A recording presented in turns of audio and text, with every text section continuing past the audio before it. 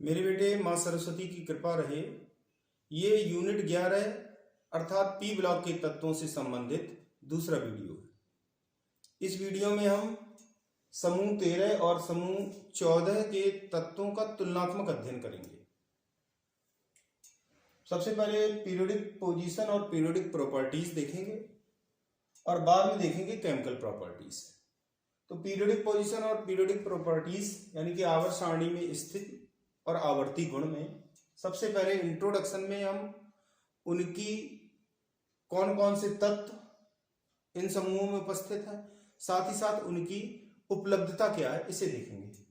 फिर देखेंगे metallic character यानी कि धात्विक लक्षण, फिर इलेक्ट्रॉनिक कॉन्फ़िगरेशन इलेक्ट्रॉनिक विन्यास, उसके बाद परमाणु त्रिज्याएं एटॉमिक रेडियाई, फिर आयनाइजेशन एंथैल्पी आयनन एंथैल्पी देखेंगे, फिर इलेक्ट्रोनेगेटिविटी या विद्युत ऋणात्मकता को देखेंगे, फिर इलेक्ट्रॉन अफिनिटी अर्थात इलेक्ट्रॉन बंधुता को देखेंगे, फिर मेल्टिंग और बॉइलिंग पॉइंट यानी कि गलनांक और क्वथनांक को देखेंगे। इसके बाद केमिकल प्रॉपर्टीज में हम देखेंगे ऑक्सीडेशन स्टेट ऑक्सीकरण अवस्था, उसके बाद रिएक्शन विथ एयर अर्थात वायु के साथ क्रिया, फिर रिएक्शन विथ हैलोजन्स हैलोजनों के साथ क्रिया, और लास्ट में देखेंगे hydride of group 13 and group 14 elements मतलब ग्रुप 13 और ग्रुप 14 के तत्वों के हाइड्राइड। तो चलो स्टार्ट करते हैं और सबसे पहले देखते हैं periodic position and periodic properties.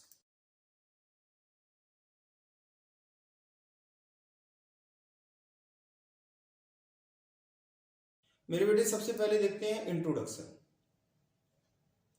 Introduction में हम समूह 13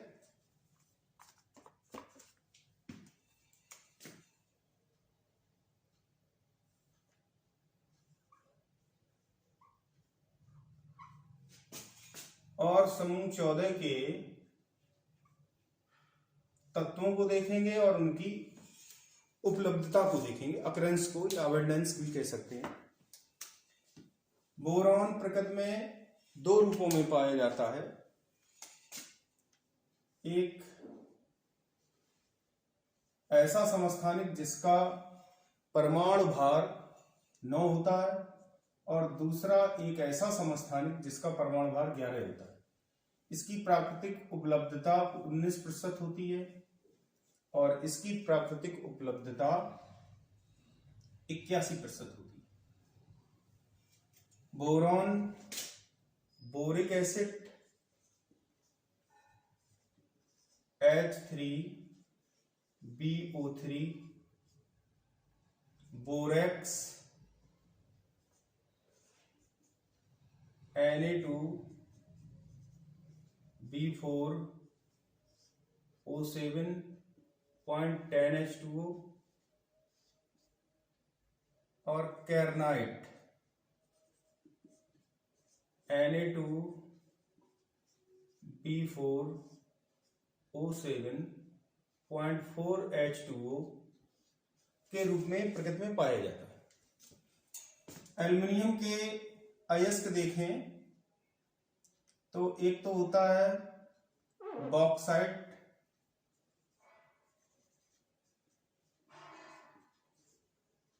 Al2O3.2H2O, दूसरा होता है क्रायोलाइट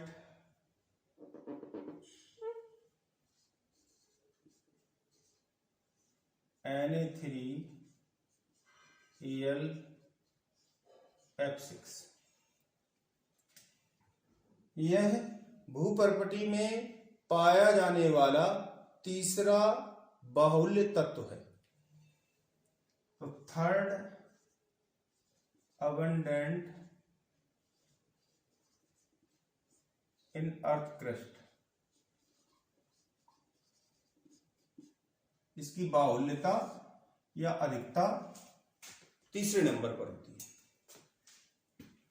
पहले नंबर पर होता है ऑक्सीजन, दूसरे नंबर पर होता है सिलिकॉन, तीसरे नंबर पर होता है एल्युमिनियम। गैलियम, इंडियम और थलियम लेस अबंडेंट होते हैं, कम मात्रा में पाए जाते हैं। नियोनियम एक मानव द्वारा निर्मित संश्लेषित रेडियो एक्टिव तत्व है। संश्लेषित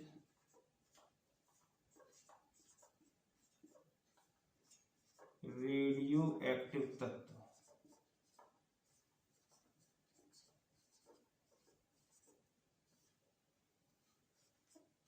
जिसका अर्धायुकाल T½ 20 सेकेंड होता है। कार्बन प्रकृति में 3 समस्थानिकों में के रूप में पाया जाता है। 3 समस्थानिक होते हैं कार्बन के। एक तो होता है ऐसा समस्थानिक जिसका परमाणु भार 12 होता है, 13 परमाणु भार वाला और 14 परमाणु भार वाला। 14 परमाणु भार वाला रेडियो एक्टिव होता है और इसका उपयोग कार्बन डेटिंग में किया जाता है। कार्बन डेटिंग भूगर्भ से प्राप्त होने वाले जीवाश्मों या अन्य पदार्थों की आयु ज्ञात करने में प्रयुक्त होती है। तो कार्बन डेटिंग में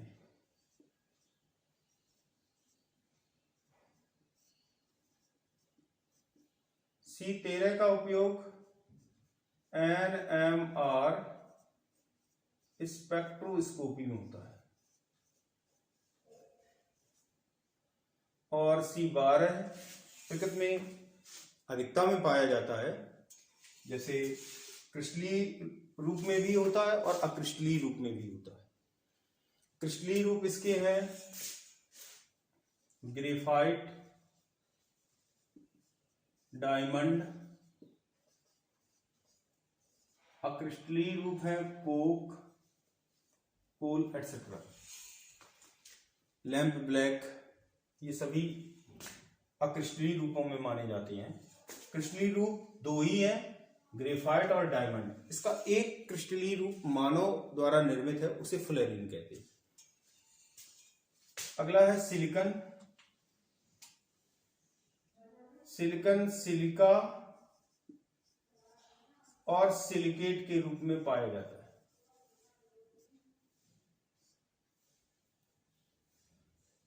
सेकेंड अबंडेंट एलिमेंट है इन अर्थ क्रस्ट।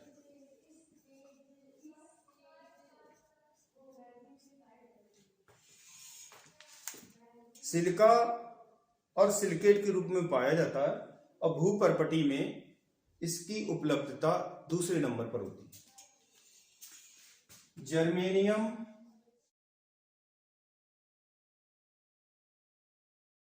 कम मात्रा में पाया जाता है। टिन स्टोन के रूप में पाया जाता है। SnO2। लेड का अयस्क होता है गैलेना,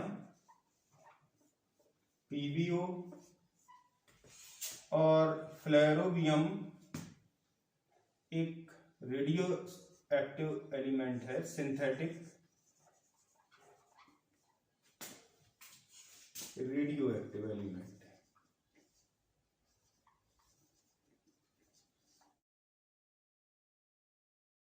इसका अर्धायुकाल 2.6 सेकेंड। तो ये तो रहा ग्रुप 13 और ग्रुप 14 की प्राकृतिक उपलब्धता और उसमें कौन कौन से तत्व हैं। अब हम नेक्स्ट प्रॉपर्टी को देखेंगे। मेरे बेटे, अब हम समूह 13 और समूह 14 के तत्वों का धात्विक लक्षण देखेंगे। धात्विक लक्षण बाईं से दाईं ओर जाने पर और नीचे से ऊपर जाने पर क्रमशः कम होता है। मेटेलिक कैरेक्टर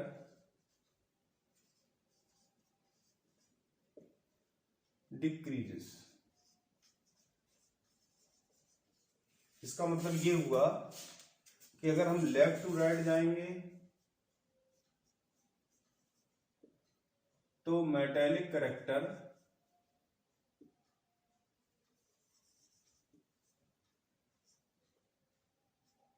डिक्रीज होगा, और अगर टॉप टू बॉटम जाएंगे, बॉटम टू टॉप जाने पर मेटेलिक कैरेक्टर या धात्विक लक्षण कम हो रहा, तो जब हम टॉप टू बॉटम आएंगे, ऊपर से नीचे आएंगे, तो धात्विक लक्षण बढ़ेगा।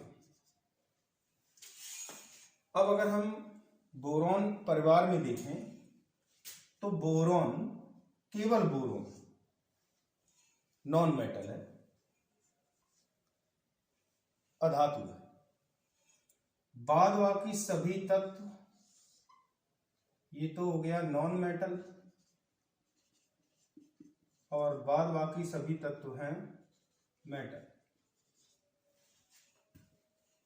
तो मेटल कौन कौन सी, अधातु कोई होगी नहीं, मेटल हो गई aluminium, gallium, indium, thallium. Radio active तत्वों को इंक्लूड नहीं किया गया है, वैसे नियोनियम भी मेटल ही होता है। अब अगर हम कार्बन परिवार में देखें तो कार्बन नॉन मेटल होता है। सिलिकॉन और जर्मेनियम मेटेलॉइड यानी कि उपधातु होते हैं, और टिन और लेड मेटल धातु। तो नॉन मेटेलिक मेटल्स हो गया कार्बन, सिलिकॉन और जर्मेनियम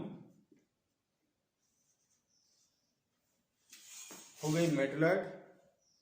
मेटलॉइड पूरा पी ब्लॉक में मैंने ट्रिक बताई थी, सिमरन, गई, आसाम, यहां लिख रहा हूं, सिमरन, गई, आसाम, सब, तेरी, पॉलिटिक्स, इतनी ही उपधातुएं हैं। और मेटल्स में आ जाएगा Sn और Pb। तो इन उपधातुओं में सिलिकॉन और जर्मेनियम कार्बन परिवार के तत्व होते हैं। तो ये उपधातु हो गई, ये अधातु हो गई, कार्बन अधातु हो गया, और टिन और लेड धातु में होगी। अब हम नेक्स्ट प्रॉपर्टी देखेंगे। मेरे बेटे, अब हम देखेंगे समूह 13 और समूह 14 के तत्वों का इलेक्ट्रॉनिक विन्यास, इलेक्ट्रॉनिक कॉन्फ़िगरेशन।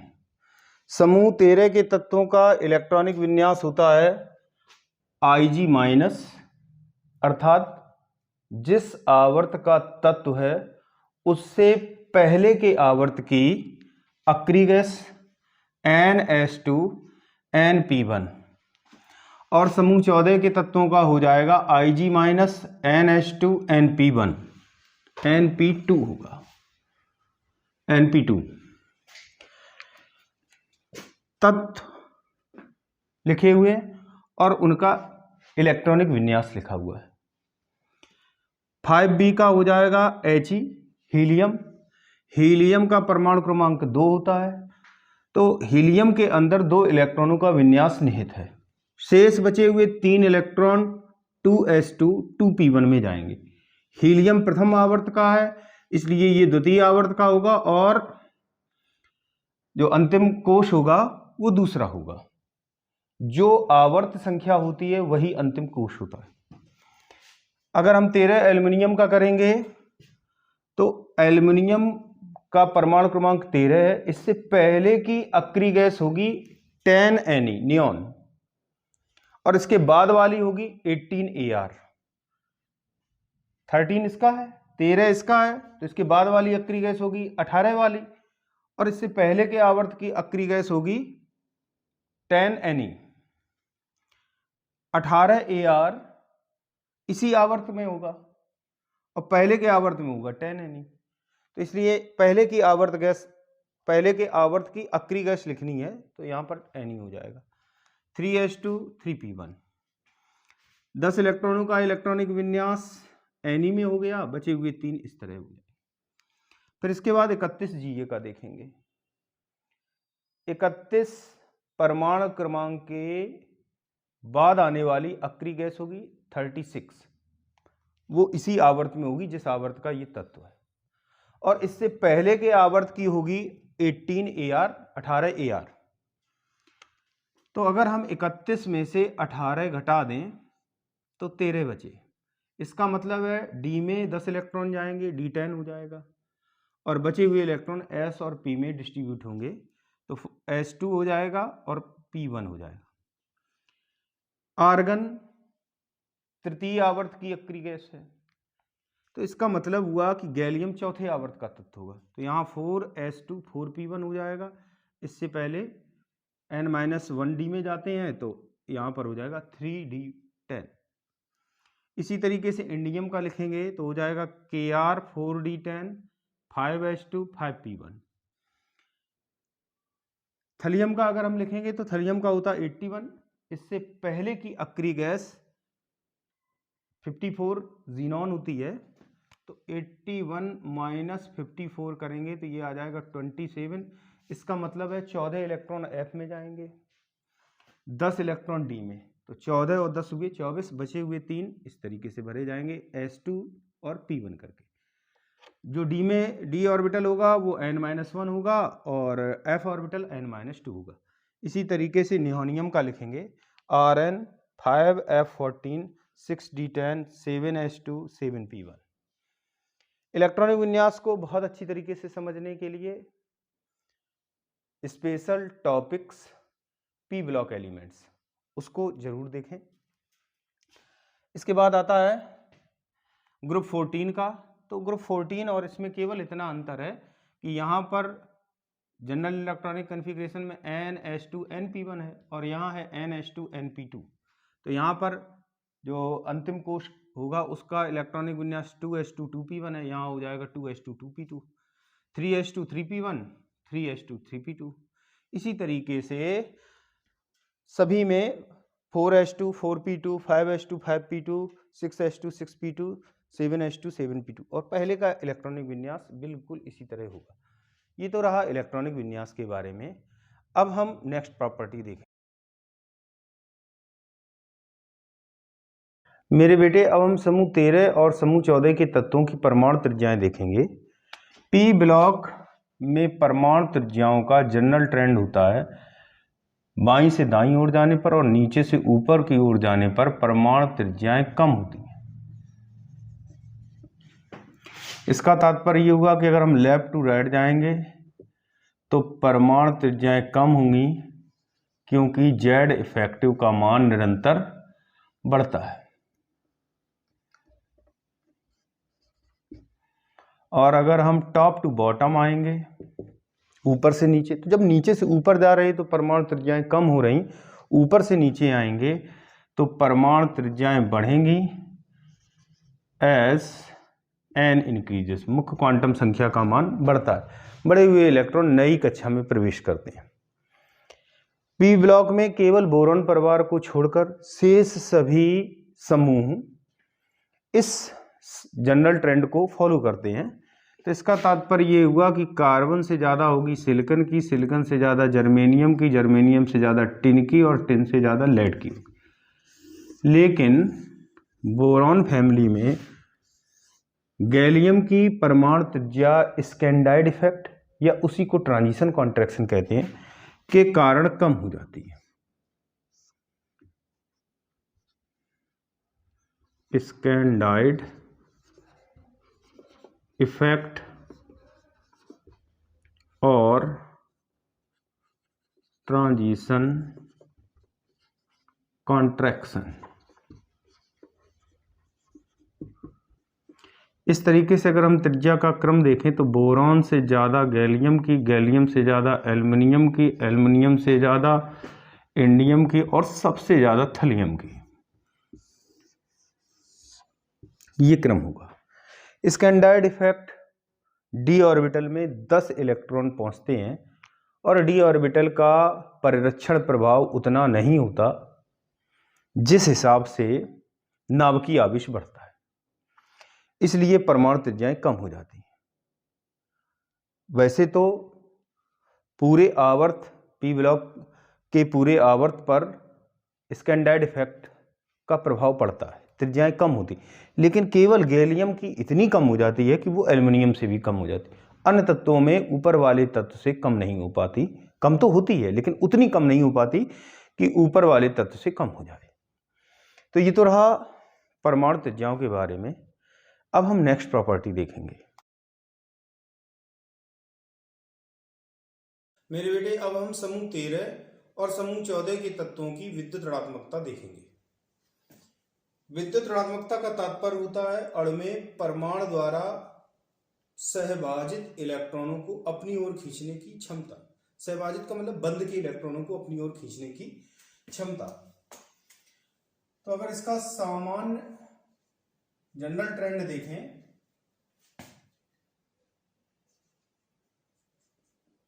जनरल ट्रेंड के अकॉर्डिंग विद्युत ऋणात्मकता बाईं से दाईं ओर जाने पर और नीचे से ऊपर जाने पर बढ़ती है,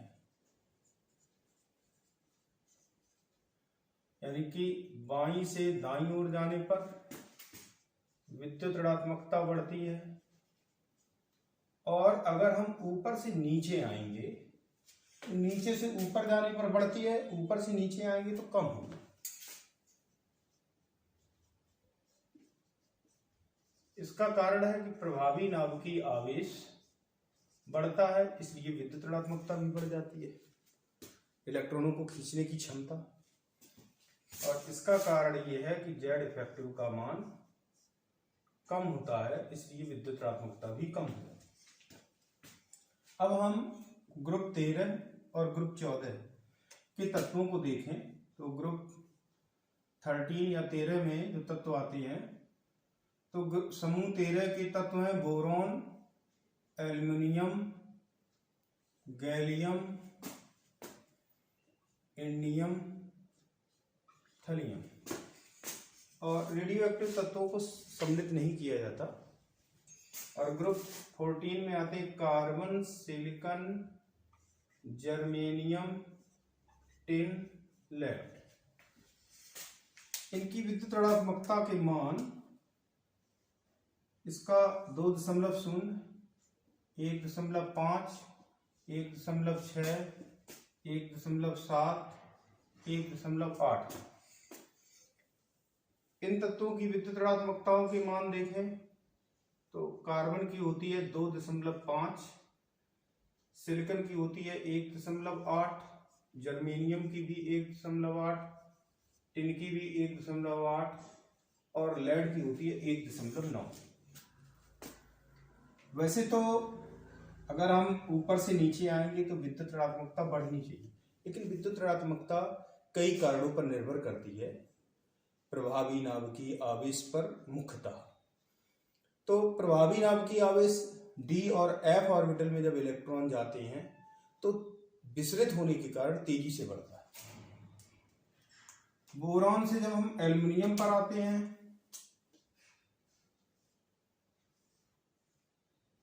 तो परमाणु त्रिज्या बढ़ती है, अधिक वृद्धि होती है, जिससे विद्युत ऋणात्मकता का मान कम हो जाता है। और अगर हम यहां से यहां तक का ट्रेंड देखें तो प्रभावी नाभिकीय आवेश का मान लगातार बढ़ता जाता है। इसलिए अगर ओवरऑल पैटर्न देखा जाए, क्रम देखा जाए, तो बोरॉन की सबसे ज्यादा, उससे कम थैलियम की, उससे कम इंडियम की, उससे कम गैलियम की, और सबसे कम होती है एल्युमिनियम की। यहां पर सर्वाधिक अंतराल होता है।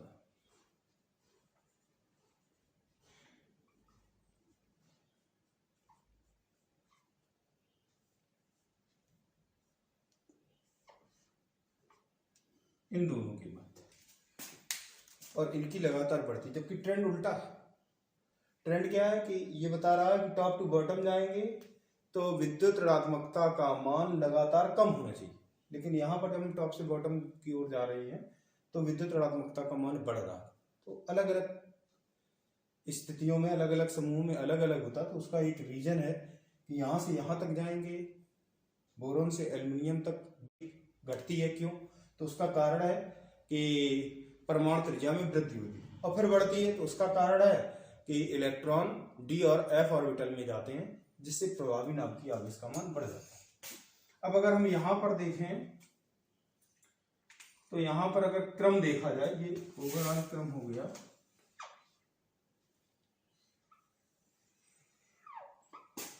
अब अगर हम इधर का क्रम देखेंगे कार्बन परिवार के तत्वों का, कार्बन की सबसे ज्यादा, उससे कम लेड की, और फिर सिलिकॉन, जर्मेनियम और टिन की लगभग बराबर होती है।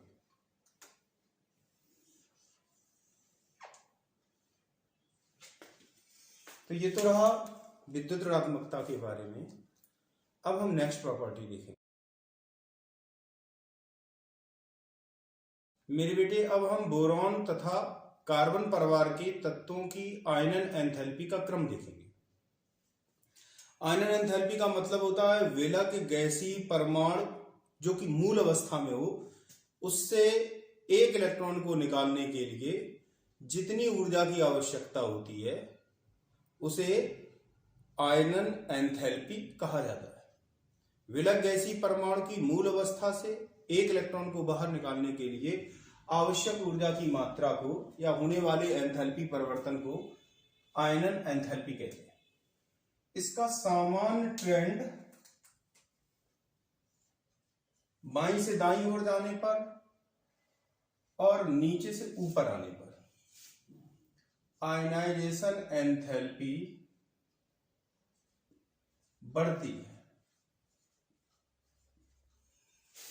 क्योंकि अगर हम लेफ्ट टू राइट जाते हैं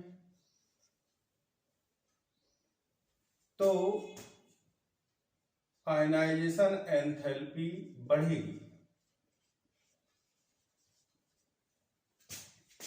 क्योंकि परमाणु त्रिज्याएं कम हो। प्रभावी नाभिक की आवेश बढ़ने के कारण परमाणु त्रिज्याएं कम हो जाती हैं, या ये कहें जेड इफेक्टिव का मान बढ़ जाता है। तो बाहर के इलेक्ट्रॉनों पर नाभिक का आकर्षण बल ज्यादा होगा। जैसे जैसे त्रिज्याएं कम होगी, नाभिकीय आकर्षण बल का मान बढ़ता जाता है, प्रभावी नाभिकीय आवेश बढ़ता जाता है, जिससे इलेक्ट्रॉन को बाहर निकालने के लिए ज्यादा ऊर्जा चाहिए। इसलिए जब हम बाईं से दाईं ओर जाते हैं, लेफ्ट टू राइट जाते हैं, तो आयनाइजेशन एंथैल्पी का मान लगातार बढ़ना चाहिए। और जब हम ऊपर से नीचे आते हैं, टॉप टू बॉटम, तो नीचे से ऊपर जाने पर बढ़ती, इसका मतलब ऊपर से नीचे आने पर आयनाइजेशन एंथैल्पी घटेगी, क्योंकि आर का मान आर का मान बढ़ेगा तो नाभिक से दूरी बढ़ जाएगी, जिससे नाभिक का आकर्षण कम होगा और इलेक्ट्रॉन आसानी से निकल जाते हैं। अब हम किसकी ज्यादा होती है और किसकी कम होती है इसको देखेंगे।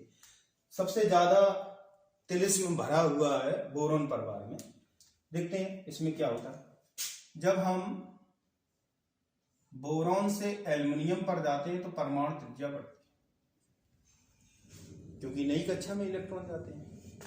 और एल्युमिनियम से गैलियम पर जाते हैं तो परमाणु त्रिज्या कम हो जाती है, क्योंकि संक्रमण प्रभाव या स्कैंडाइड प्रभाव पड़ता है। उसमें डी ऑर्बिटल में इलेक्ट्रॉन जाते हैं, 10 इलेक्ट्रॉन, और नाभिक में एक साथ 10 प्रोटॉन जुड़ते हैं। तो स्कैंडाइड इफेक्ट, यानी कि 10 प्रोटॉन नाभिक से जुड़ेंगे और 10 इलेक्ट्रॉन डी में जाएंगे। डी ऑर्बिटल विसरित आकार के होते हैं, अच्छी तरह परिरक्षित नहीं कर पाते नाभिकीय आवेश को, जिससे नाभिकीय आवेश का मान बाह्य कोश के इलेक्ट्रॉनों पर बढ़ जाता है और इसकी त्रिज्या कम हो जाती है, या ये कहें कि जेड इफेक्टिव बढ़ जाता है। अब हम गैलियम से इंडियम पर अगर जाएंगे तो परमाणु त्रिज्या बढ़ती है, और इंडियम से थीलियम पर आने पर जेड इफेक्टिव का मान, प्रभावी नाभिकीय आवेश का मान बहुत बढ़ जाता है due to lanthanide contraction, lanthanide संकुचन के कारण 32 प्रोटॉन एक साथ बढ़ते हैं ऊपर वाले तत्व से नीचे में, और इलेक्ट्रॉन एफ ऑर्बिटल में जाते हैं। एफ ऑर्बिटल उतनी अच्छी तरीके से नाभिकीय आवेश को परिरक्षित नहीं कर पाते या उनकी शील्डिंग कम होती है, इसलिए जो थलियम है इसकी आयनाइजेशन एंथैल्पी बढ़ जाती है, और इतनी बढ़ जाती है कि ये यहां पर आ जाती है। गैलियम की भी बढ़ती है और गैलियम यहां पर आ जाती है। गैलियम की क्यों बढ़ी? क्योंकि गैलियम एल्युमिनियम से जब हम गैलियम पर जाते हैं तो स्कैंडाइड इफेक्ट काम करता है, जिससे नाभिकीय आकर्षण बढ़ जाता है, और नाभिकीय आकर्षण बढ़ जाएगा तो इलेक्ट्रॉन का निकलना कठिन हो जाएगा। ये कहें कि इलेक्ट्रॉन को निकालने के लिए अतिरिक्त ऊर्जा देनी पड़ेगी, तो गैलियम की बढ़ गई।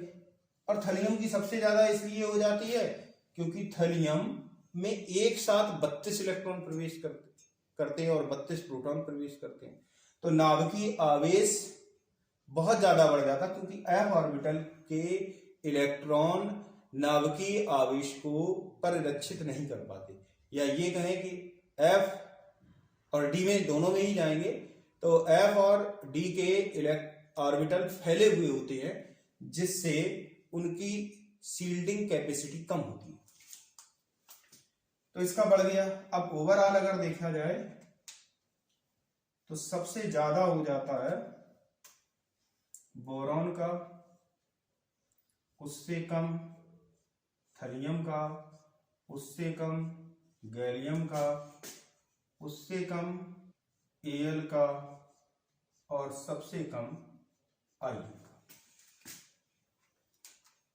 इसको याद करने का एक तरीका और है, हम ऐसे भी याद कर सकते इसको, बहुत तिलिस्मी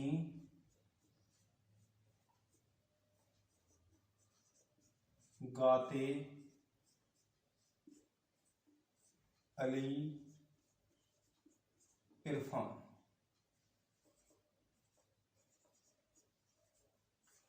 या फिर इसको याद करने के लिए आप एक इस तरीके का W याद कर लें,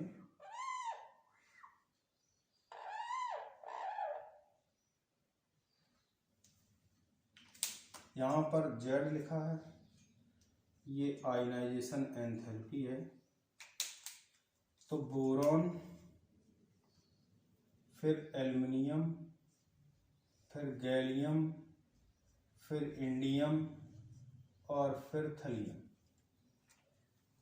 सबसे ज्यादा आयनाइजेशन एंथैल्पी होती है बोरॉन की, उससे कम थलियम की, उससे भी कम गैलियम की, उससे कम एल्युमिनियम की, और सबसे कम इंडियम की।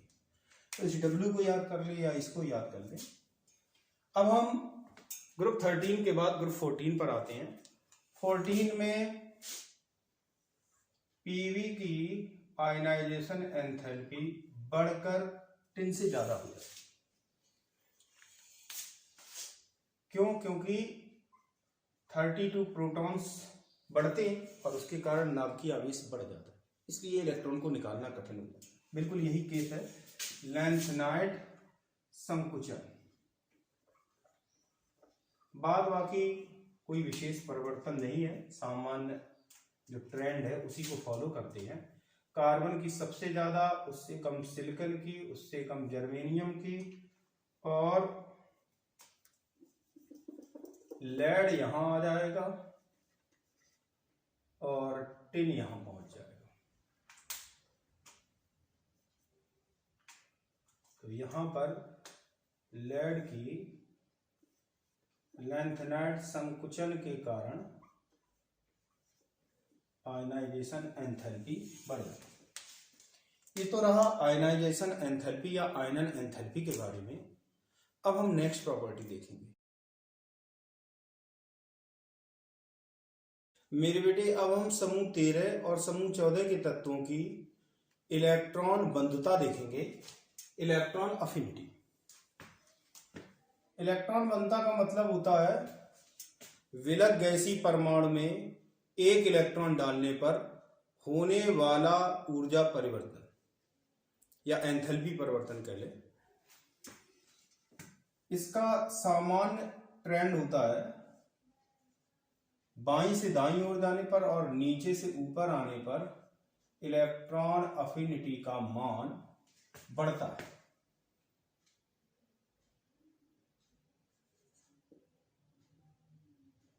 इंक्रीजेस। इसका मतलब ये हुआ कि अगर हम लेफ्ट टू राइट जाएंगे तो इलेक्ट्रॉन अफिनिटी बढ़ेगी, और बॉटम टू टॉप जाएंगे तब बढ़ेगी, और अगर हम टॉप टू बॉटम आएंगे तो इलेक्ट्रॉन अफिनिटी कम होगी। इलेक्ट्रॉन का डालना जितना आसान होता है, इलेक्ट्रॉन अफिनिटी का मान उतना ही अधिक होता है। इलेक्ट्रॉन अफिनिटी की वैल्यू को डेल्टा EgH द्वारा प्रदर्शित करते हैं। ये मान ऋणात्मक होता है क्योंकि सामान्यतः ऊर्जा निकलती है, या ये कहें कि इलेक्ट्रॉन का जुड़ना, इलेक्ट्रॉन का संयोग ऊष्माक्षेपी होता है।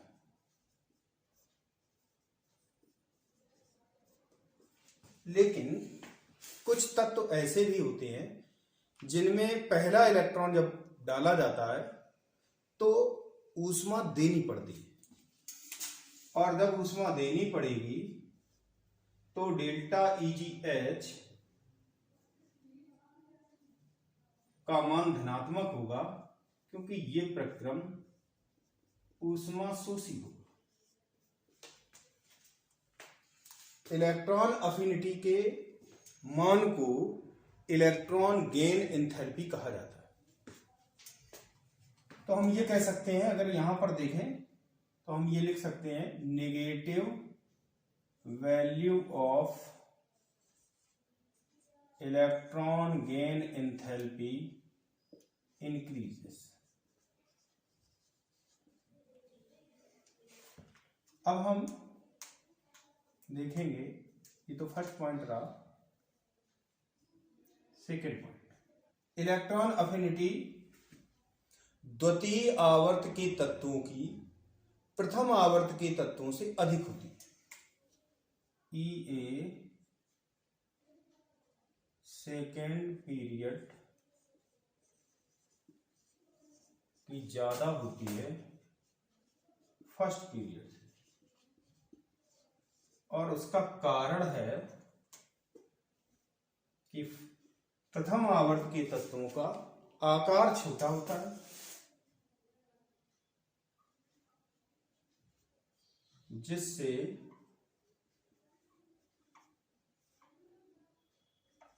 उच्च आवेश घनत्व होता है,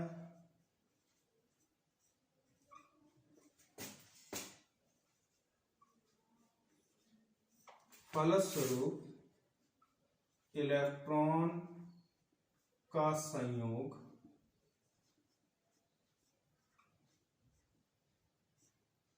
आसान नहीं होता।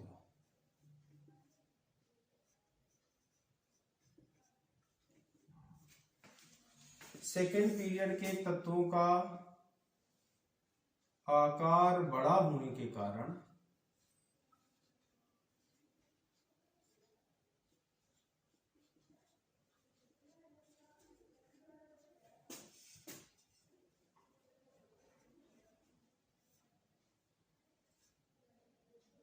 आवेश घनत्व कम होता है।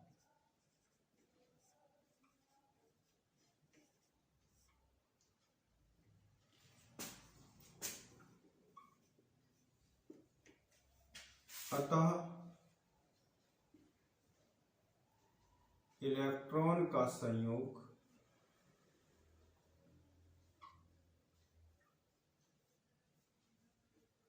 तुलनात्मक रूप से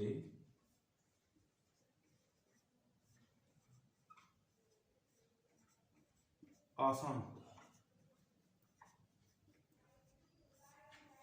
और इलेक्ट्रॉन के जुड़ने में जितनी आसानी होगी इलेक्ट्रॉन बंधुता का मान उतना ही अधिक होगा। ये पॉइंट भी मैं लिखे दे रहा हूं। इलेक्ट्रॉन का जुड़ना जितना आसान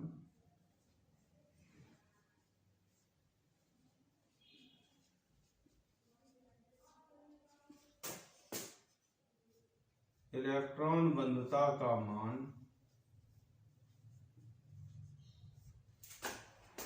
उतना अधिक।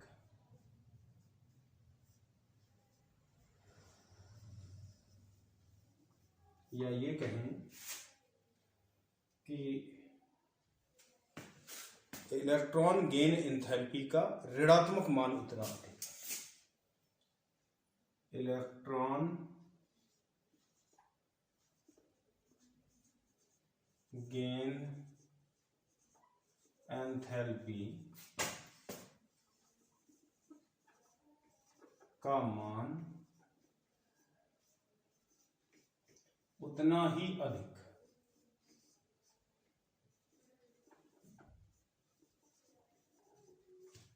इलेक्ट्रॉन गेन एंथैल्पी को कहा जाता है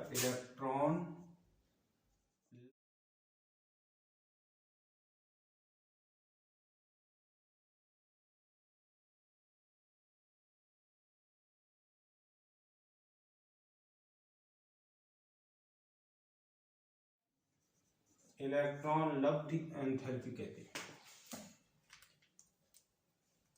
तो फर्स्ट पीरियड के जो तत्व होते हैं उनका आकार छोटा होता है। आकार छोटा होने के कारण उच्च आवेश घनत्व होता है। तो जब इलेक्ट्रॉन आकर के जुड़ता तो ये उसको प्रतिकर्षित करते हैं। तो छोटा आकार, उच्च आवेश घनत्व, अधिक प्रतिकर्षण।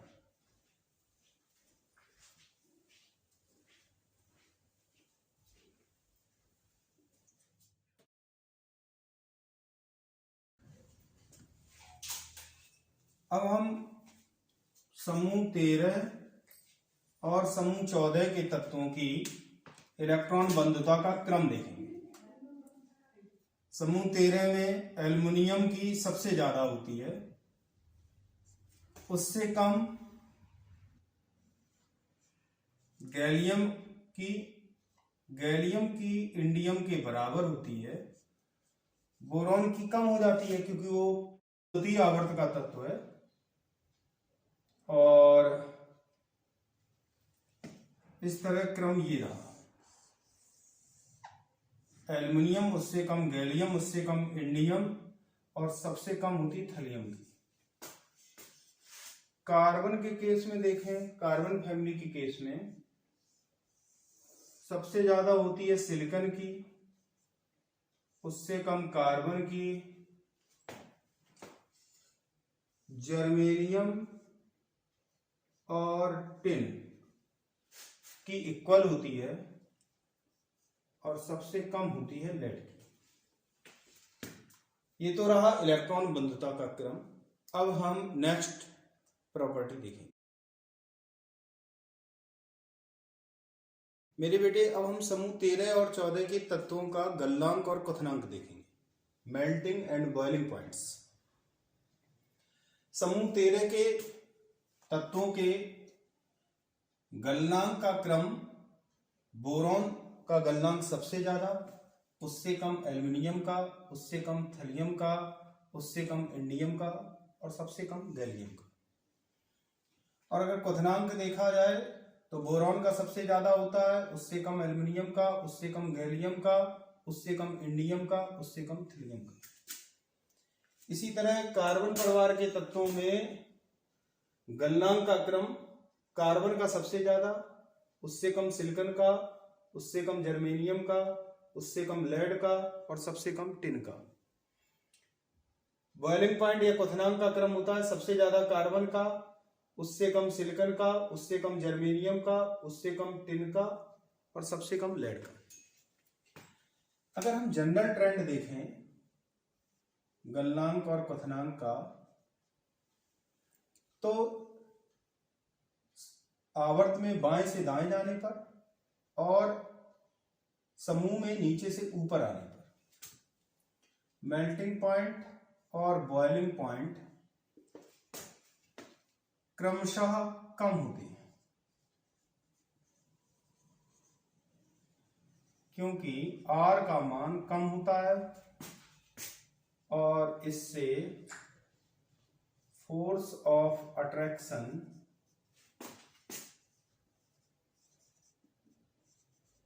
बिटवीन पार्टिकल्स कम हो जाता है। अगर हम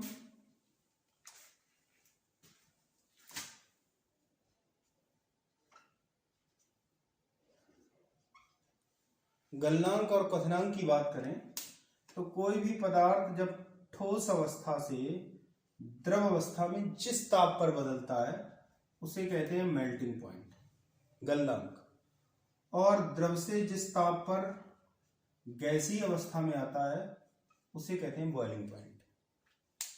मेल्टिंग पॉइंट अनुक्रमानुपाती होता है पैकिंग क्षमता की।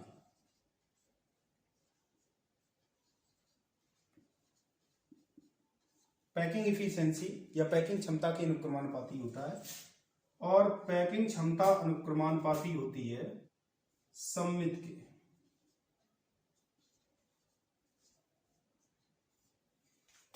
सममित का तात्पर्य है कि अगर अणु में सममित होगी तो वो पास पास पैकिंग में आएंगे, या ये कहेंगे पैकिंग सघन होगी। और अगर कोई अणु ऐसा है या कोई कण ऐसा है या कोई भी पदार्थ ऐसा है जिसमें असममिति है तो उसकी पैकिंग घनी ना होकर विरल होगी, रेयर होगी। अब पैकिंग अगर घनी होगी तो अणुओं को दूर दूर करने के लिए ऊर्जा की अधिक आवश्यकता होगी। तो जब सममित होती है तो गलनांक अधिक हो जाता है। क्वथनांक अंतर कणीय आकर्षण बलों पर निर्भर करता है, इंटर पार्टिकल फोर्सेस पर। अंतर कणीय आकर्षण बल जितने अधिक होंगे क्वथनांक उतना ही अधिक होगा।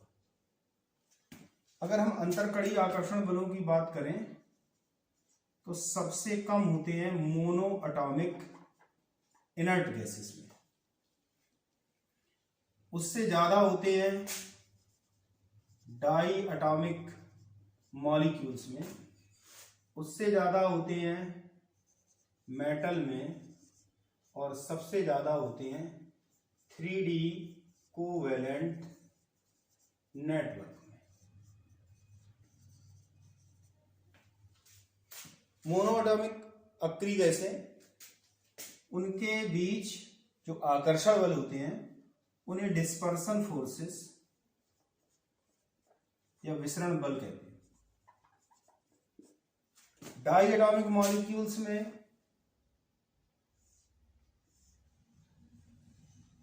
जो आकर्षण बल होते हैं उन्हें कहा जाता है वान डर वाल फोर्सेस।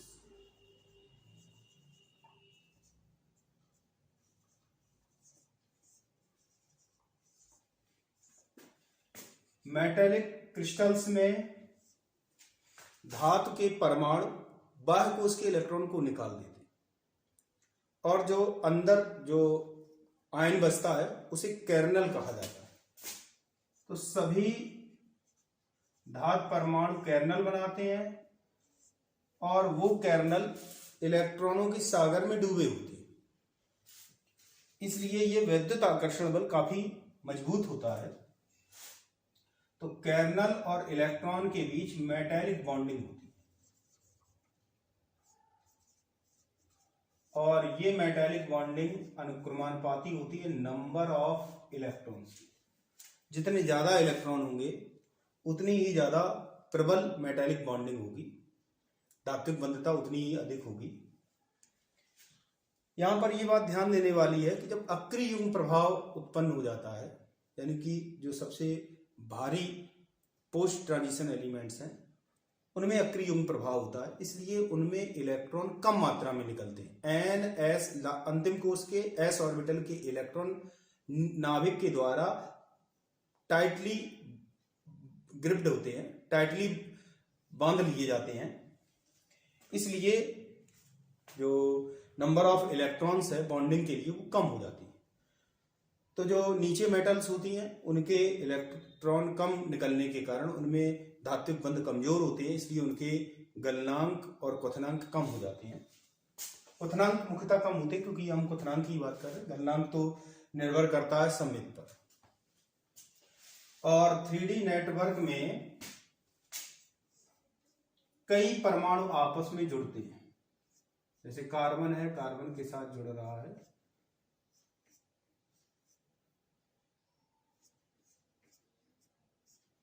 इस तरीके से नेटवर्क स्ट्रक्चर बन जाती है जो काफी मजबूत होती है। इसे तोड़ने के लिए बहुत ज्यादा ऊर्जा चाहिए। कहीं भी कोई भी, हमने कार्बन का उदाहरण दिया, कहीं भी कोई भी परमाणु आपस में अगर 3D स्ट्रक्चर में होंगे तो वहां पर हमें ज्यादा ऊर्जा की आवश्यकता होगी।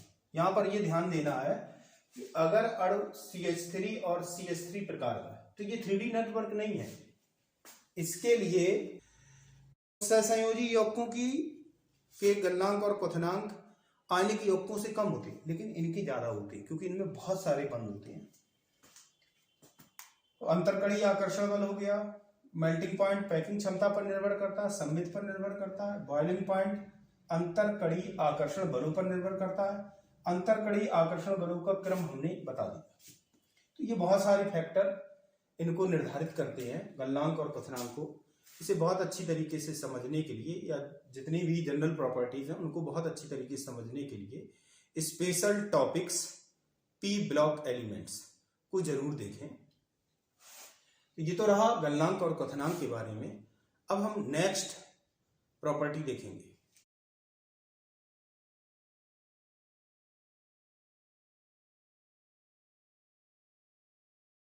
मेरे बेटे अब हम समूह 13 और समूह 14 के तत्वों की ऑक्सीकरण अवस्था देखेंगे। समूह 13 के तत्वों का इलेक्ट्रॉनिक विन्यास NS2Np1 होता है और समूह 14 के तत्वों का NH2Np2 होता है। इसलिए इनकी समूह ऑक्सीकरण अवस्था, जब तीनों इलेक्ट्रॉन निकल जाएंगे तो धन 3 होगी, और इसमें चारों इलेक्ट्रॉन निकल जाएंगे तो धन 4 होगी। अक्रिय युग्म प्रभाव के कारण जब d और f ऑर्बिटल में इलेक्ट्रॉन आएंगे तो उनका परिरक्षण प्रभाव बहुत कम होता है, या ये कहें कि वो कम मात्रा में शील्डिंग कर पाते हैं। इसलिए 2 यूनिट कम ऑक्सीकरण अवस्था भी देखने को मिलती है। तो इसमें 2 यूनिट कम हो जाएगी +1 और इसमें हो जाएगी +2। बोरॉन और एल्युमिनियम में d ऑर्बिटल में इलेक्ट्रॉन नहीं जाते, इधर कार्बन और सिलिकॉन में d ऑर्बिटल में इलेक्ट्रॉन नहीं जाते, इसलिए ये इनर्ट पेयर इफेक्ट के कारण ऑक्सीडेशन स्टेट प्रदर्शित नहीं करते। अब अगर हम स्टेबिलिटी की बात करें तो केवल भारी पोस्ट ट्रांजिशन एलिमेंट्स में इनर्ट पेयर इफेक्ट के कारण कम ऑक्सीकरण अवस्था स्थायी होती है। बाद बाकी सभी में अधिक ऑक्सीकरण अवस्था स्थायी होती है। तो अगर हम स्थायी ऑक्सीकरण अवस्था देखें तो इसमें +3 +3 +3 +3 और यहाँ पर हो जाएगी +1। इसमें +4 +4 +4 +4 और यहाँ हो जाएगी +2। टॉप टू बॉटम जाते हैं तो stability of lower oxidation state, lower oxidation state increases and higher oxidation state decreases। जब टॉप टू बॉटम आएंगे तो लोअर ऑक्सीडेशन स्टेट की स्टेबिलिटी बढ़ती है और हायर ऑक्सीडेशन स्टेट की स्टेबिलिटी कम होती है। दूसरी बात यह है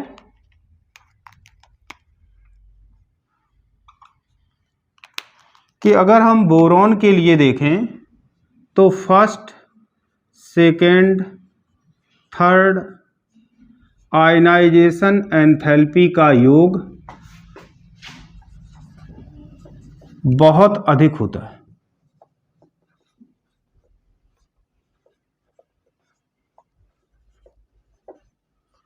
इसलिए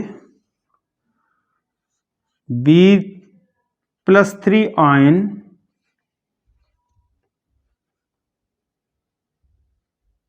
निर्मित नहीं होता।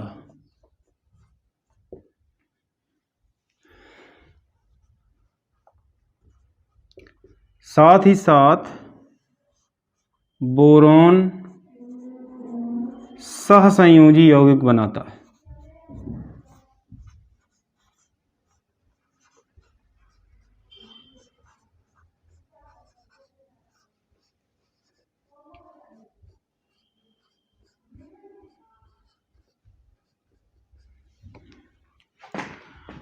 एल्युमिनियम के लिए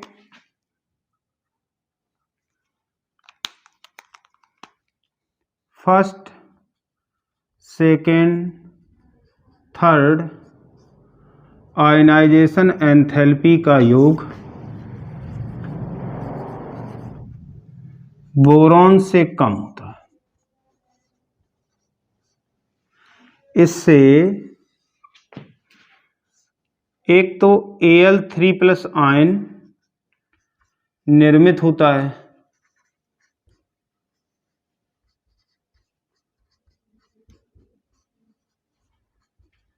और एल्युमिनियम सहसंयोजी और आयनिक दोनों प्रकार के यौगिक बनाता है। ये इस बात पर निर्भर करता है कि जुड़ा हुआ ऋणायन अगर बड़े आकार का होगा तो सहसंयोजी यौगिक बनेगा, अगर छोटे आकार का होगा तो आयनिक यौगिक बनेगा फजान के नियम के अनुसार। तो Al सहसंयोजी या आयनिक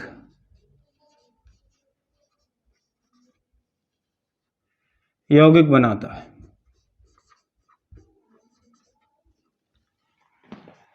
और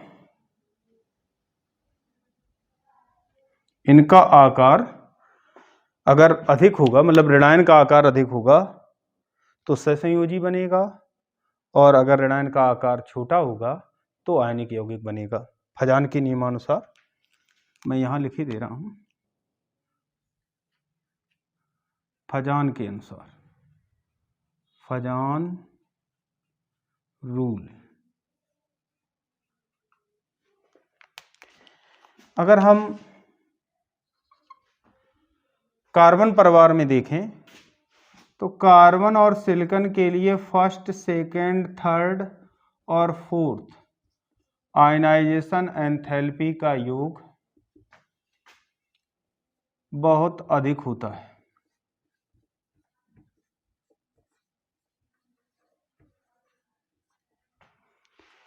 इसलिए C+4 और Si+4 आयन निर्मित नहीं होते।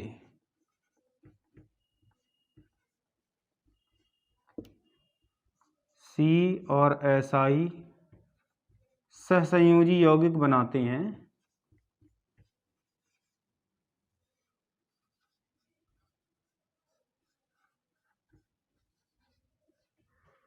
और सहसंयोजी यौगिकों में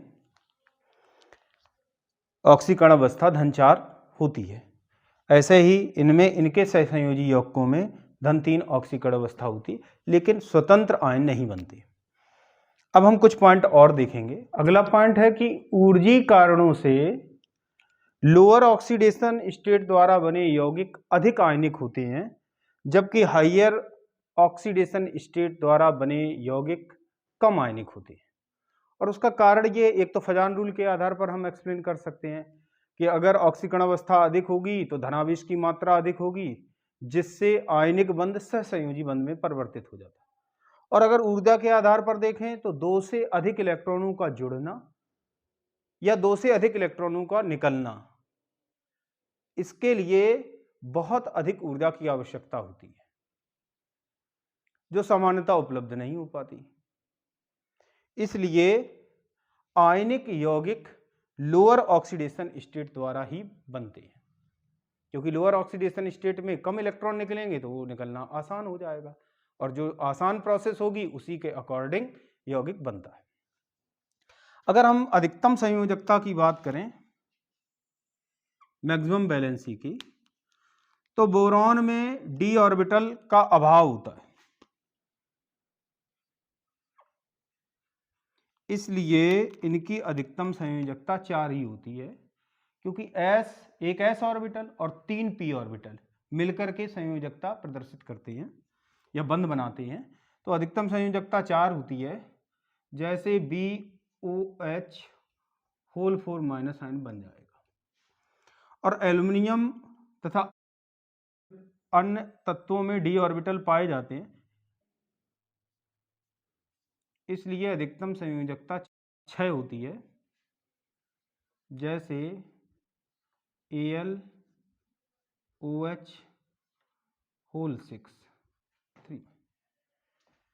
इसी तरीके से कार्बन में भी d ऑर्बिटल नहीं होते, जबकि अन्य तत्वों में d ऑर्बिटल पाए जाते हैं।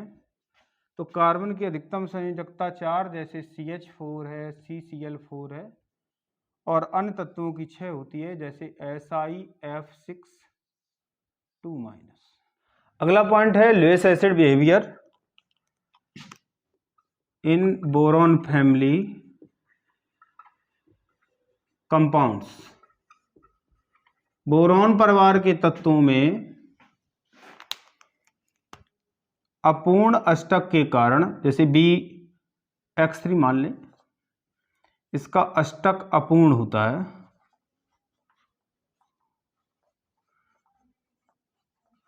इसलिए ये इलेक्ट्रॉन युग्म ग्रहण करने की प्रवृत्ति रखता है।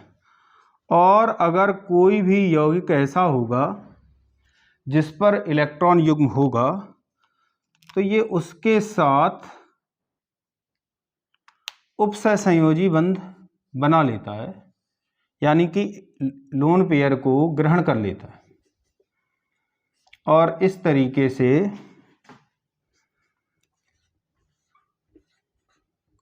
कॉम्प्लेक्स बनता है। इसमें नाइट्रोजन इलेक्ट्रॉन युग्म बोरॉन को दे रहा है, तो अगर सहसंयोजी बंध द्वारा प्रदर्शित किया जाता है तो जो इलेक्ट्रॉन युग्म ग्रहण करता है उस पर ऋण चिन्ह और जो देता है उस पर धन चिन्ह लगा, या उपसहसंयोजी बंध द्वारा बना लेते हैं। अगर हम एल्युमिनियम क्लोराइड को देखें तो उसके 2 अणु आपस में मिल जाते हैं और डाइमर बनता है, AlCl Cl Cl, AlCl Cl Cl। Cl के ऊपर होता है लोन पेयर ऑफ इलेक्ट्रॉन,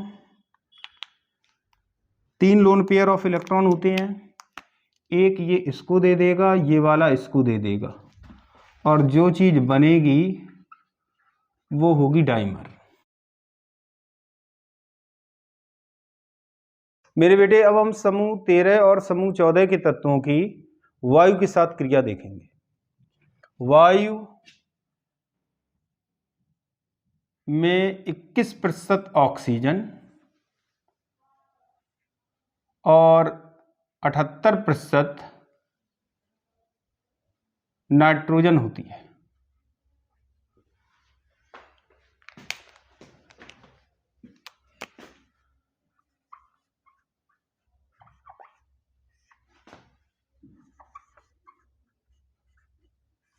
समूह 13 के तत्व नाइट्रोजन और ऑक्सीजन के साथ क्रिया करके क्रमशः नाइट्राइड और ऑक्साइड बनाते हैं।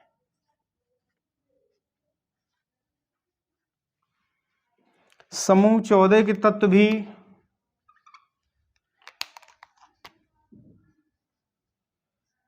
नाइट्रोजन और ऑक्सीजन के साथ क्रिया करते हैं। नाइट्रोजन के साथ E3N4 प्रकार का नाइट्राइड बनता है और ऑक्सीजन के साथ EO तथा EO2 प्रकार के ऑक्साइड बनते हैं। EO को मोनो ऑक्साइड कहते हैं, EO2 को डाई ऑक्साइड कहते हैं।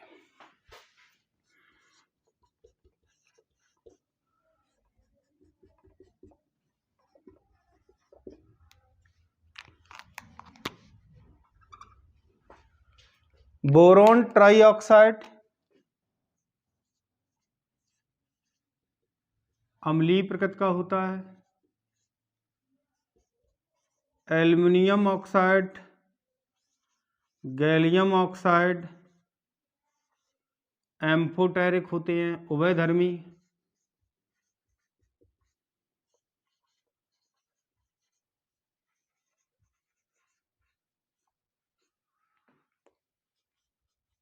इंडियम ऑक्साइड और थैलियम ऑक्साइड क्षारीय प्रकृति के होते हैं।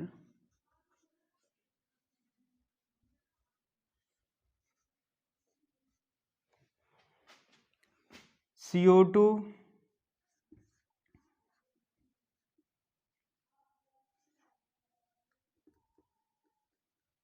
SiO2 GeO2 ये सभी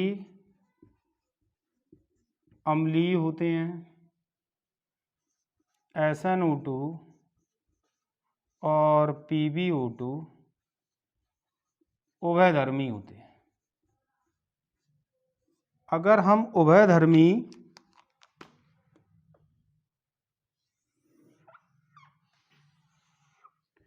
ऑक्साइडों की बात करें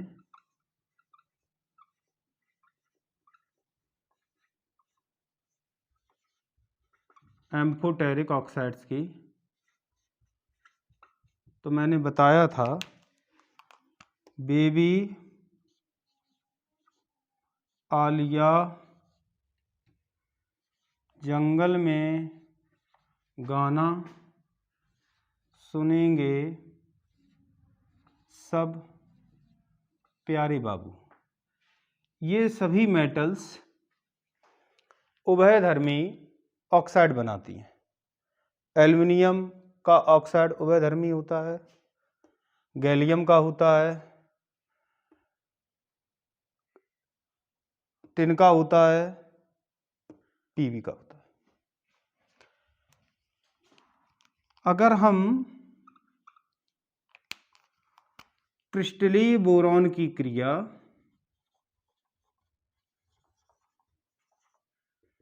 जिसमें 3D नेटवर्क होता है वायु के साथ कराएं तो क्रिया नहीं होती, और अगर एमॉर्फस की कराएं अक्रिस्टलीय की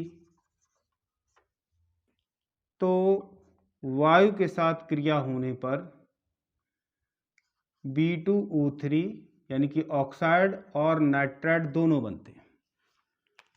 एल्युमिनियम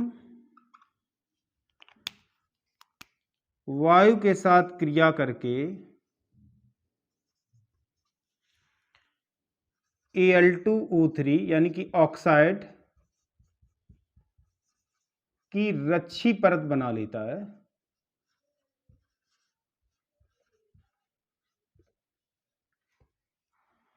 और ये रच्छी परत शेष धातु की कोटिंग हो जाती है धातु के ऊपर, और जो अंदर धातु होती है उसकी ये रच्छी परत सुरक्षा करती है। इस गुण को पैसिविटी या निष्क्रियता कहते हैं।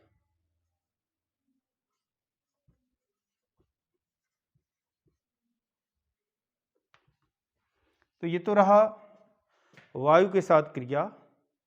अब हम नेक्स्ट प्रॉपर्टी देखेंगे। मेरे बेटे, अब हम समूह 13 और समूह 14 के तत्वों की अम्ल तथा क्षारों की प्रतिक्रियाशीलता देखेंगे। Reactivity towards acids and alkalis. Boron अम्ल तथा क्षारों द्वारा प्रभावित नहीं होता। एल्युमिनियम की क्रिया जब डाइल्यूट HCl के साथ कराई जाती है तो एल्युमिनियम क्लोराइड मतलब Al aluminium ion, chloride ion और हाइड्रोजन निकलती है। कंसंट्रेटेड HNO3 के साथ क्रिया कराई जाती है तो ऑक्सीडेशन होता है और उससे एल्युमिनियम की सतह पर एक परत बन जाती है जो रच्छी आवरण का कार्य करती है और शेष धातु की क्रिया होने से रोकती है। तो इस गुण को कहा जाता है पैसिविटी या अक्रियता।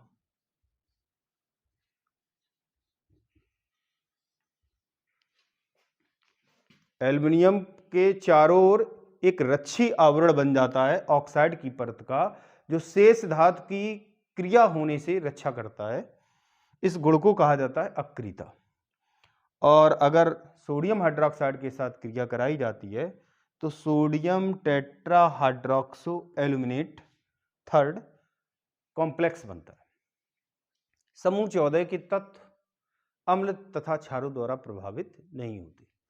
ये तो रहा अम्ल तथा क्षारों की प्रतिक्रियाशीलता। अब हम नेक्स्ट प्रॉपर्टी देखेंगे। मेरे बेटे, अब हम समूह 13 और समूह 14 के तत्वों की हैलोजनों के साथ अभिक्रिया देखेंगे। समूह 13 के तत्व हैलोजनों के साथ क्रिया करते हैं और क्रिया करके EX3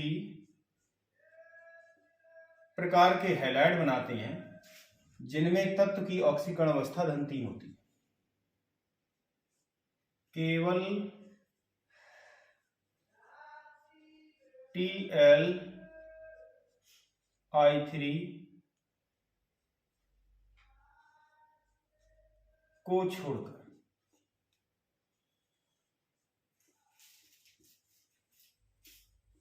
अक्रिय प्रभाव के कारण थलियम की +1 ऑक्सीडेशन स्टेट स्थायी होती है, +3 ऑक्सीडेशन स्टेट स्थायी नहीं होती।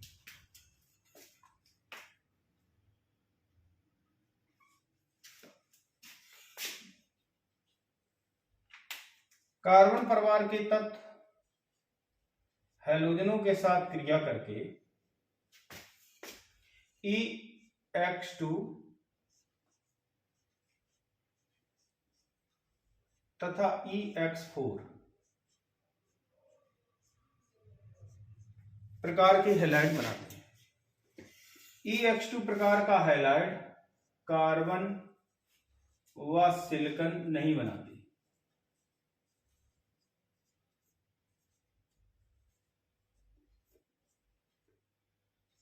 EX2 प्रकार का हैलाइड वही तत्व बनाते हैं जो अक्रिय युग्म प्रभाव इनर्ट पेयर इफेक्ट रखते हैं और इनर्ट पेयर इफेक्ट के कारण +2 ऑक्सीडेशन स्टेट होती है।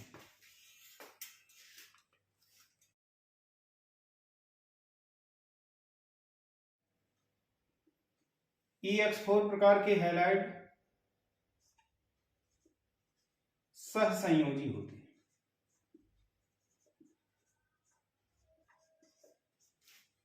केवल SnF4 व PbF4 को छोड़कर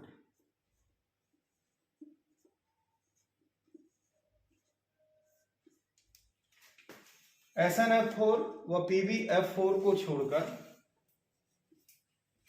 शेष सभी EX4 प्रकार के हैलाइड सहसंयोजी होते हैं और ये दोनों आयनिक होते हैं।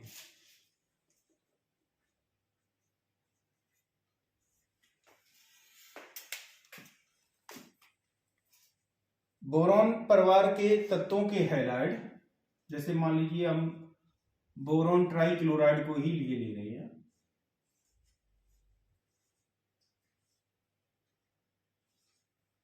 जनरल फॉर्म में लिखेंगे तो EX3 प्रकार के हैलाइड जल द्वारा अपघटित हो जाते हैं।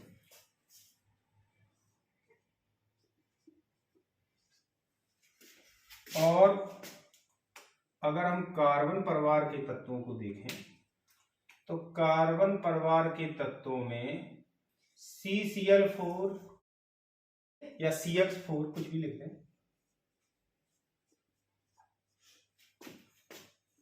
जल अपघटित नहीं होता, जबकि अन्य हैलाइड जल द्वारा अपघटित हो जाते हैं। और उसका कारण क्या है कि CCl4 में डी रिक्त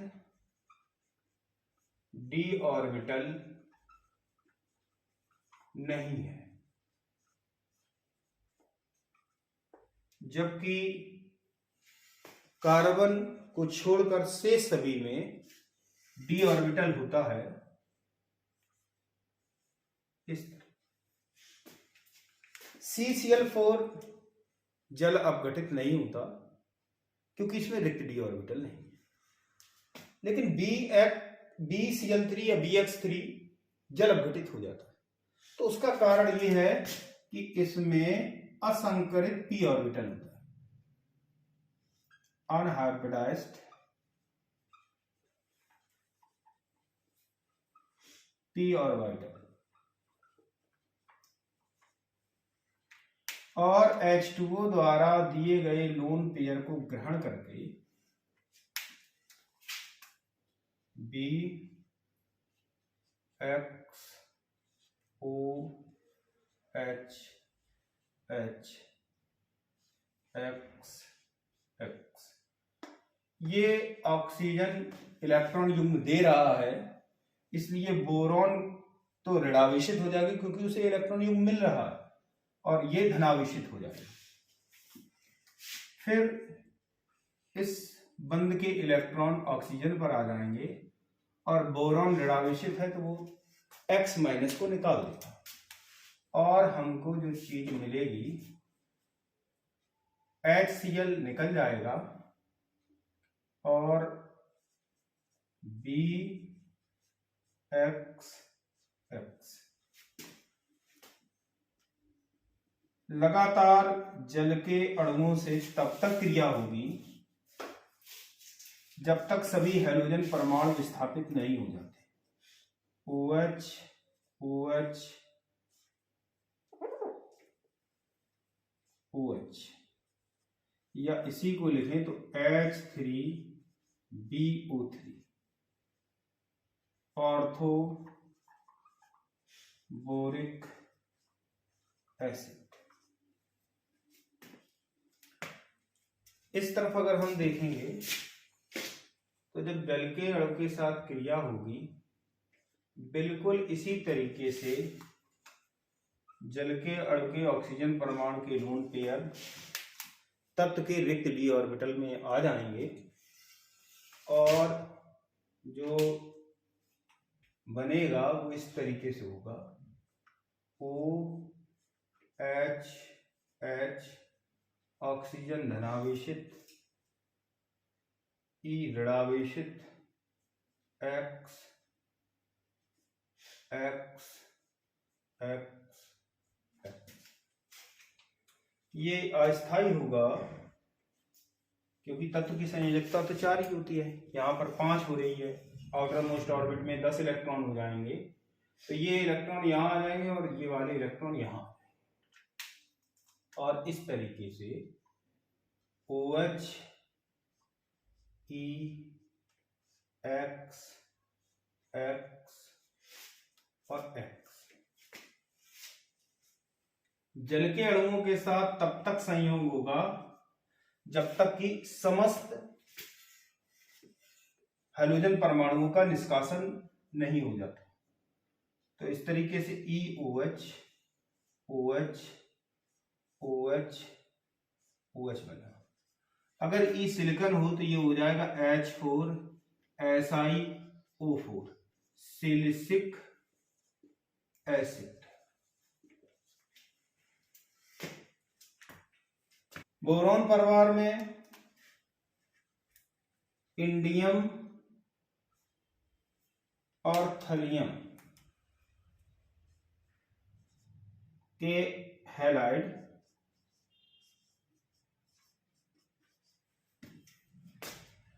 कम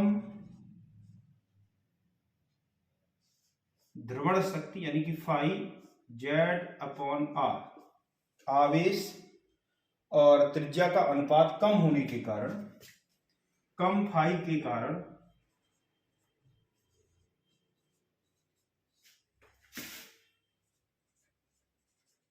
जल अपघटित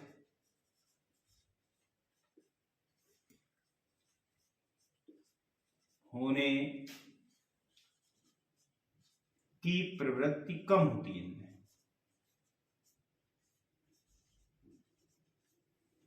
बोरॉन परिवार में एक पॉइंट और नोट करेंगे, BX3 लोएस अम्ल की तरह व्यवहार प्रदर्शित करता है और उसका कारण है अपूर्ण अष्टक। अंतिम कोश में 8 इलेक्ट्रॉन ना होकर 6 इलेक्ट्रॉन होते हैं, इसलिए ये लोएस अम्ल की तरह व्यवहार प्रदर्शित करते हैं, यानी कि इलेक्ट्रॉन युग्म ग्रहण करने की प्रवृत्ति रखते हैं। इलेक्ट्रॉन युग्म ग्रहण करने की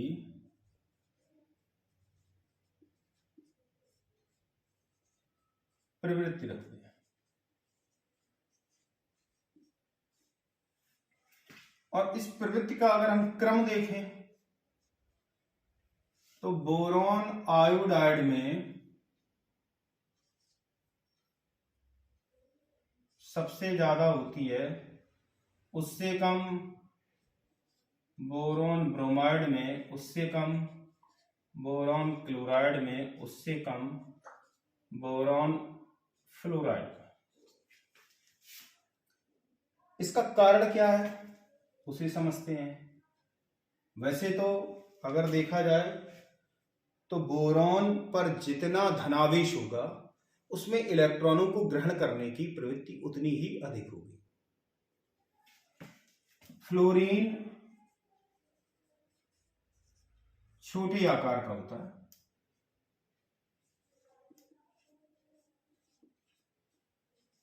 और साथ ही साथ उच्च विद्युत ऋणात्मक होता है।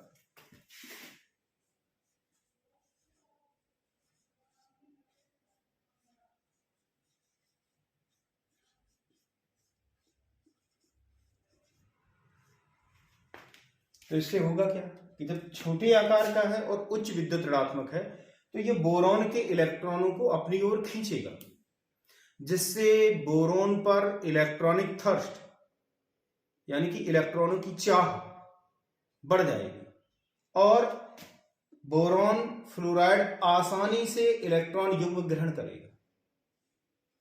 लेकिन ऐसा नहीं होता, क्रम उल्टा है। तो यद्यप बोरॉन छोटे आकार का व उच्च विद्युत ऋणात्मक होता है, इसलिए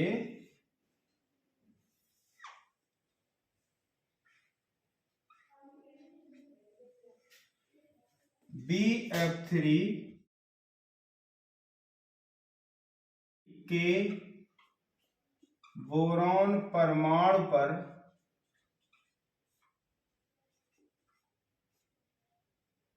धनावेश अधिक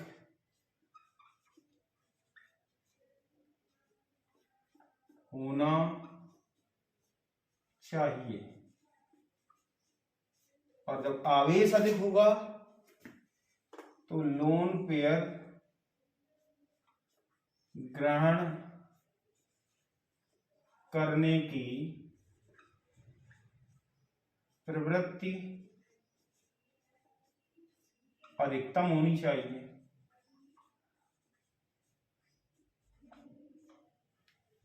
और जब लोन पेयर को ग्रहण करने की प्रवृत्ति अधिकतम होगी तो इसका मतलब है कि ये लुईस एसिड प्रबलतम होना चाहिए, यानी कि प्रबलतम लुईस एसिड होना चाहिए, इतना तो होना चाहिए।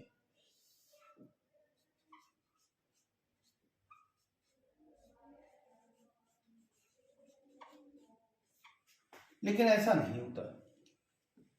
तो यद्यपि फ्लोरीन छोटे आकार का उच्च विद्युत ऋणात्मक तत्व है,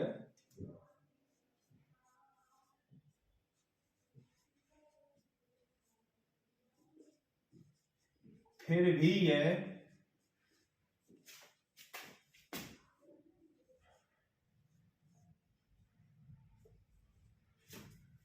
बी बोरॉन परमाणु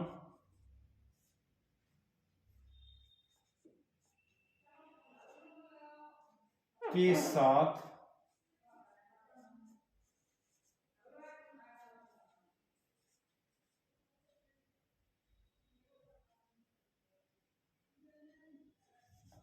उच्च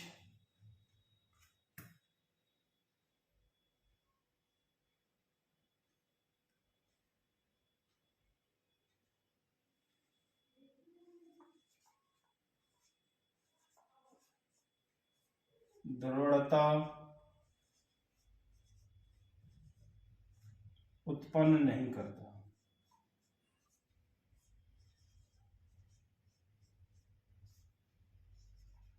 क्योंकि यह, मैं इसे साफ कर देता हूं, क्योंकि यह बोरॉन के साथ पक्षबंधता रखता है। पक्षबंधता को कहते हैं बैक बॉन्डिंग, बीबी।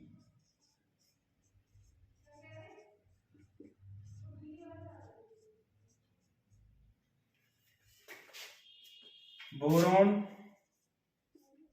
एफ एफ एफ,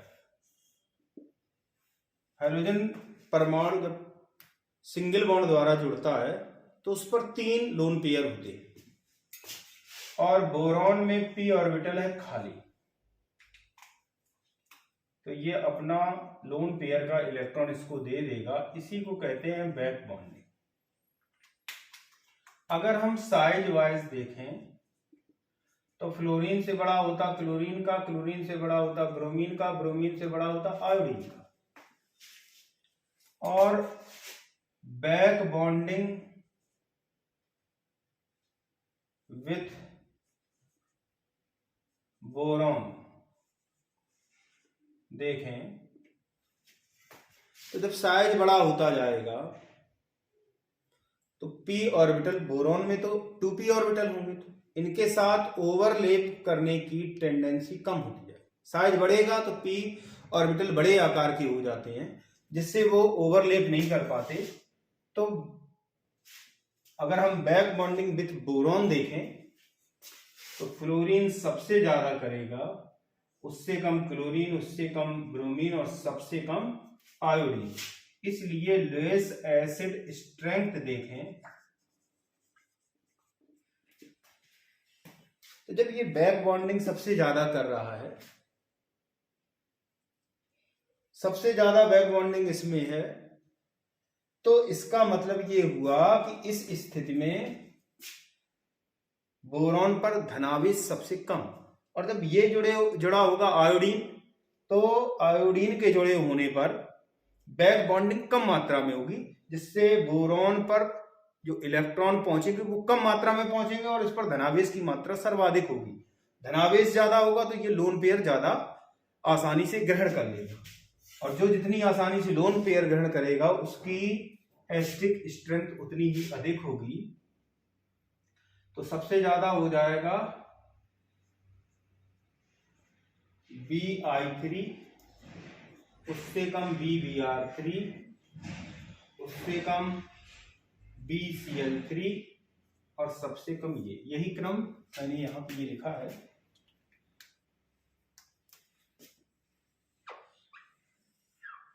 यहां पर BF3 होगा। तो ये ऑर्डर हो गया। अब हम नेक्स्ट प्रॉपर्टी देखेंगे। मेरे बेटे अब हम समूह 13 और समूह 14 के तत्वों के हाइड्राइड देखेंगे। किसी भी तत्व के साथ हाइड्रोजन का बना हुआ द्विअंगी यौगिक हाइड्राइड कहलाता है।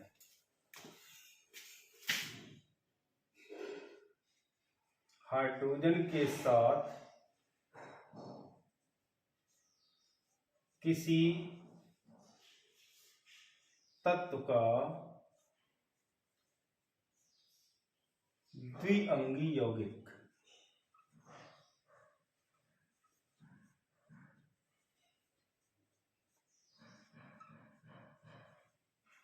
बाइनरी कंपाउंड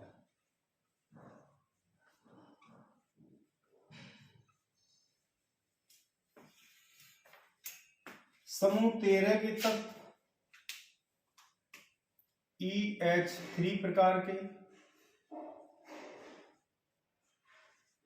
और समूह 14 के तत्व EH4 प्रकार के हाइड्राइड बनाते हैं। अगर हम बोरॉन के हाइड्राइड की बात करें तो बोरॉन Bn HN+4 6 8 टाइप के हाइड्राइड बनाता है, जिन्हें बोरेन कहते हैं। जैसे B2H6, B4H10, B5H9। B2H6 को देखें तो BH3 टाइप का ही है, BH3 हो जाएगा तो इसी टाइप का आ जाता है। एक जनरल फार्मूला हमने लिखा। अगर हम एल्यूमिनियम, गैलियम और इंडियम के हाइड्राइड देखें तो ये बहुलीकृत रूप में पाए जाते हैं। बहुलीकृत हाइड्राइड होते हैं।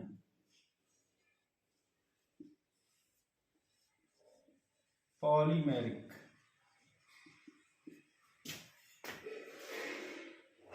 कार्बन बहुत सारे हाइड्राइड बनाता है, असंख्य हाइड्राइड बनते हैं। कार्बन असंख्य हाइड्राइड बनाता है।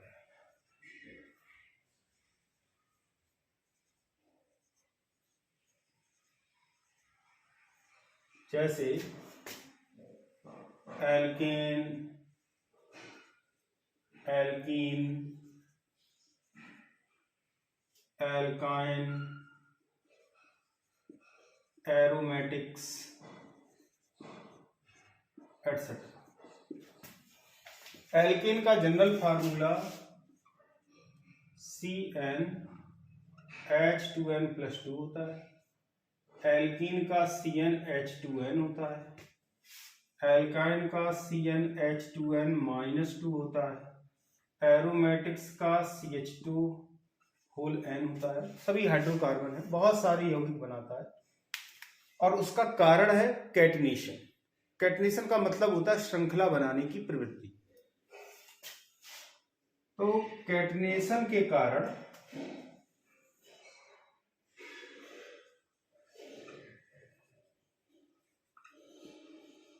कार्बन बहुत सारे यौगिक बनते हैं। कार्बन से कम कैटनेशन पावर होती है सिलिकॉन की, उससे कम, जर्मेनियम की उससे कम, टिन की, और लेड तो लगभग बनाता ही नहीं है, इसमें कैटनेशन पावर नहीं है। दूसरा पॉइंट है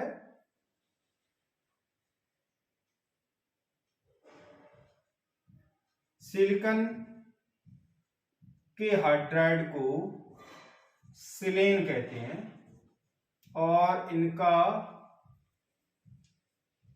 इनका सामान्य सूत्र होता है SiNH2n+2 n =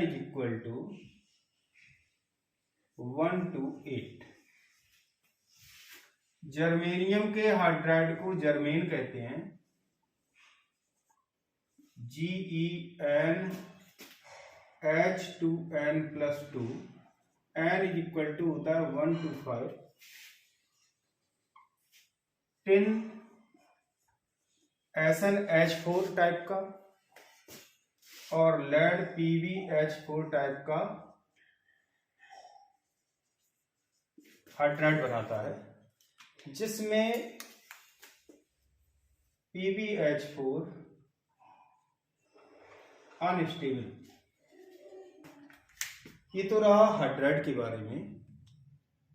ये वीडियो यहीं फिनिश होता है। हम रेस्ट पार्ट ऑफ यूनिट 11 को नेक्स्ट वीडियो में देखेंगे। Till then work